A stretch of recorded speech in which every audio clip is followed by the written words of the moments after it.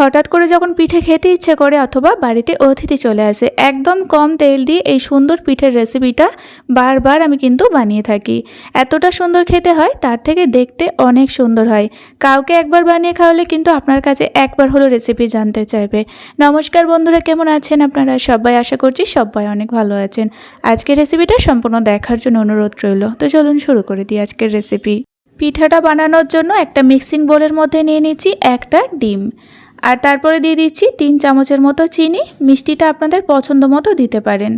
এবার দিয়ে দিচ্ছি এখানে স্বাদ মতো লবণ, আর এখানে দিয়ে দেব হাফ চামচের মতো এলাচ গুঁড়ো। তো এখানে এলাচ গুঁড়োর পরিবর্তে আপনারা ভ্যানিলা এসেন্স থাকলে অবশ্যই দেবেন, যেহেতু আমার কাছে ভ্যানিলা এসেন্সটা ছিল না, তাই এখানে আমি দিয়েছি এলাচের গুঁড়ো, যে কোনো একটা দিলেই হবে। এবার খুব ভালোভাবে সমস্ত কিছু একটুখানি ফেটিয়ে নিতে হবে। তবে এলাচের গুঁড়োটা দিয়ে কিন্তু খেতে বেশ ভালো লাগছিল। এবার দেখুন খুব ভালোভাবে এগুলো ফেটিয়ে নিয়েছি। এরপর এর মধ্যে আমি দিয়ে দিচ্ছি 1 কাপ মতো ময়দা। ময়দার পরিবর্তে আপনারা এখানে আটাটাও নিতে পারেন। এবার একটা হ্যান্ড ব্লেন্ডারের মাধ্যমে ভালোভাবে ডিমের সঙ্গে সমস্ত কিছু প্রথম একটুখানি মিশিয়ে নিচ্ছি। আপনারা একটা চামচ দিয়ে বা হাত দিয়েও মাখিয়ে নিতে পারেন। আর এখানে সমস্ত কিছু মাখানো হয়ে গেলে দিয়ে দিতে হবে একদম নর্মাল দুধ। তবে দুধটা আগে থেকে আমি জাল করে রেখেছিলাম, তারপরে একদম ঠান্ডা করে নিয়েছি। তারপরে এখানে অল্প অল্প করে এখন দিয়ে মেখে নিচ্ছি। তো এখানে কিন্তু দুধটা পুরোপুরি প্রথমে দেওয়া যাবে না, একদম অল্প অল্প করে দিতে হবে। আর এই ব্যাটারটা তৈরি করতে হবে। এখানে 1 কাপ ময়দা নিয়েছি, সেই অনুযায়ী আমার এখানে দুধটা লেগেছিল পুরোপুরি 1 কাপের মতোই। 1 কাপ ময়দা নিলে 1 কাপ দুধ এখানে লেগে যাবে। আর এই দেখুন কিছুক্ষণ ভালোভাবে মেখে নিয়েছি একটু একটু দুধ দিয়ে, তারপরে বাকি দুধটুকু এখানে আমি দিয়ে দিলাম। এবার খুব ভালোভাবে 1 থেকে 2 মিনিটের জন্য একটুখানি এই ব্যাটারটাকে ফেটিয়ে নিতে হবে। ব্যাটারটা খুব বেশি ঘনও হবে না, আবার খুব যে পাতলা সেটাও কিন্তু নয়। আপনাদের একটা হাতের সাহায্যে তুলে দেখিয়ে দেব। তো এখানে দেখেই বুঝতে পারছেন ঠিক এরকম ঘনত্বের মধ্যে ব্যাটারটাকে তৈরি করতে হবে। তবে দুধের মাপ আর ময়দার মাপটা একদম সঠিক দিলে ব্যাটারটা ভালোভাবে রেডি হয়ে যাবে। তো এবার আমি এই ব্যাটার থেকে কিছুটা পরিমাণ ব্যাটার আর কি একটা বাটির মধ্যে ঢেলে নিচ্ছি। সম পরিমাণ করে ব্যাটারটাকে ভাগ করে নিলাম। এবার এই ব্যাটারটার মধ্যে আমি কিছুটা পরিমাণে ইয়েলো ফুড কালার দিয়ে দিচ্ছি। আপনারা এখানে অরেঞ্জ ফুড কালারও ব্যবহার করতে পারেন। এবার খুব ভালোভাবে এই ফুড কালারের সঙ্গে ব্যাটারটাকে মিশিয়ে নিচ্ছি। তো এই দেখুন এখানে ভালোভাবে মেশানো হয়ে গেছে। এবার এই 2 রকম ব্যাটারকে আমি একটু সাইড করে এখন রেখে দিচ্ছি। তারপরে আবারও একটা ডিমের গোলা এখানে রেডি করে নেব।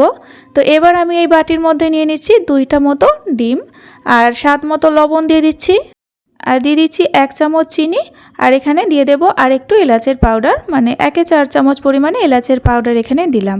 এবার এই ডিমের গোলাটাকে একটু ভালোভাবে ফেটিয়ে নিতে হবে।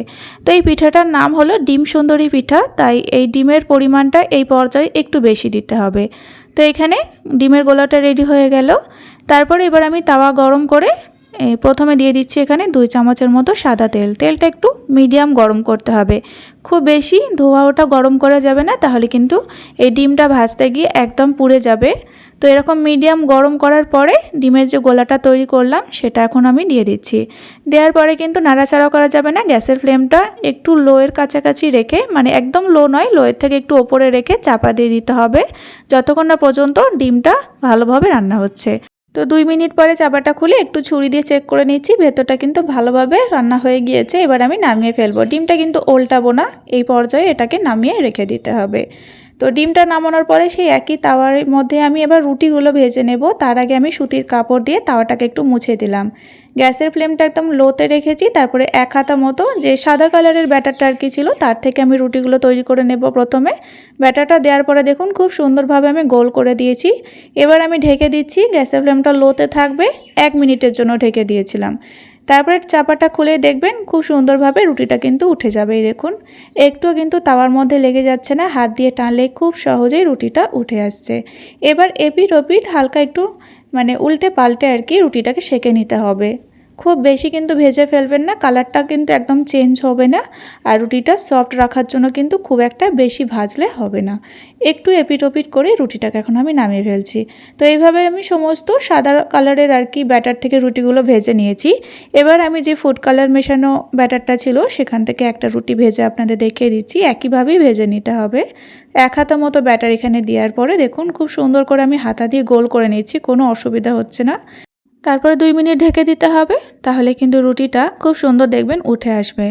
এই দেখুন ব্যাটারটা একদম পারফেক্ট তৈরি করলে তবেই কিন্তু এইভাবে রুটিগুলো আপনারা ভেজে নিতে পারবেন। ব্যাটার যদি বেশি মোটা হয়ে যায় বা ব্যাটার কোনো কারণে ঠিকঠাক না হয় তাহলে কিন্তু এই রুটিগুলো পারফেক্ট তৈরি হবে না, তখন পিঠাটাও তৈরি করা যাবে না।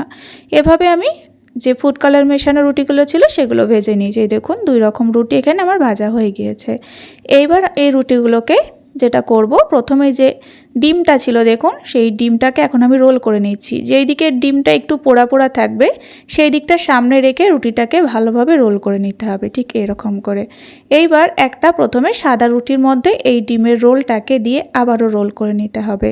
তারপরে আবারও নিয়ে নিতে হবে একটা অরেঞ্জ কালারের রুটি, মানে আর কি যে ফুড কালার মেশানো রুটিটা তৈরি করেছিলাম। এইভাবে একটা রুটির সঙ্গে বদল করে করে রুটিগুলোকে আর কি পাকিয়ে নিতে হবে, ঠিক এইভাবে। বুঝতেই পেরেছেন আশা করি। এইভাবে আমি মোট 10টা রুটি বানিয়েছিলাম। তো 10টা রুটি কিন্তু আমি ভালোভাবে গোল করে নিয়েছি। এবার এটাকে জাস্ট কেটে নিতে হবে। কেটে নিলেই দেখবেন এতটা সুন্দর দেখতে লাগবে। আর এই দেখুন প্রথমের অংশটা আর কি কেটে দিলাম, সেটা ফেলে দেওয়া যাবে না, খেয়ে ফেলা যাবে। প্রথমের অংশটা থেকে শেপটা খুব একটা ভালো আসবে না। তারপরে এরকম একটু পিস পিস করে কেটে নিতে হবে। দেখুন এটা পিঠা নাকি কেক দেখেও বুঝতে পারবেন না কতটা সুন্দর দেখতে হয়েছে। তৈরি হয়ে গেল একদমই ঘরোয়া উপকরণে দারুণ একটা সুন্দর পিঠার রেসিপি। এই পিঠার নাম হলো ডিম সুন্দরী পিঠা। আপনারা যদি না বানিয়ে থাকেন একবার বানিয়ে দেখবেন, একদম সফট হয় আর খেতে কিন্তু খুব সুন্দর লাগে। তো বন্ধুরা, আশা করি আপনাদের আজকের এই সুন্দর পিঠার রেসিপিটা ভালো লেগেছে। ভালো লাগলে অবশ্যই একটা লাইক কমেন্ট করে জানাবেন। তার সঙ্গে ভিডিওটা সম্পূর্ণ দেখে থাকলে অনুরোধ থাকলো চ্যানেলটিকে সাবস্ক্রাইব করে পাশে থাকবেন। আজ এই পর্যন্তই, ফিরে আসবো নতুন রেসিপি নিয়ে। সকলে ভালো থাকবেন এবং সাবধানে থাকবেন।